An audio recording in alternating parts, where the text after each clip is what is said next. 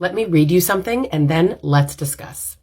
Several misleading arguments appear repeatedly in statements that abusers make during family court litigation. First is the claim that fathers are widely discriminated against by family courts in custody disputes.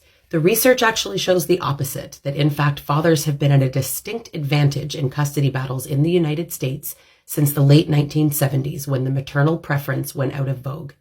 Next often comes the myth that children of divorce fare better in joint custody, when research shows overwhelmingly that they in fact do worse, except in those cases where their parents remain on good terms after the divorce and can co-parent cooperatively, which is almost impossible for a woman to do with an abusive ex-partner.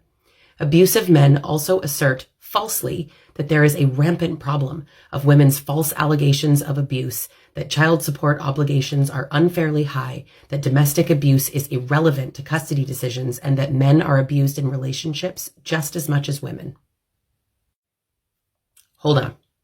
The success of these strategies relies heavily on the ignorance and sometimes gender bias of court personnel regarding women who disclose histories of partner abuse, and on their stereotypes regarding men who are just not the type to be abusers. Unfortunately, family courts have not generally made those kinds of progress in recognizing and responding to domestic abuse that many other social institutions, such as the police and criminal courts, have. Now, this doesn't mean that women don't lie. Of course, some are lying. Studies show it's 2%, and that 98% of women who make an accusation of domestic assault are telling the truth. Let's not underestimate the fact that abusers knowingly will abuse you alone in the kitchen so that there is no proof. And narcissists will be nice to everyone around them so that no one believes you. But again, women can be narcissists too. Men get abused too. But I want to keep the topic here for this video on violence against women. I have other videos on female abusers. Family court is tough. It is.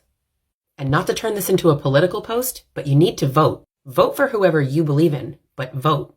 Vote for the person or party that cares about this.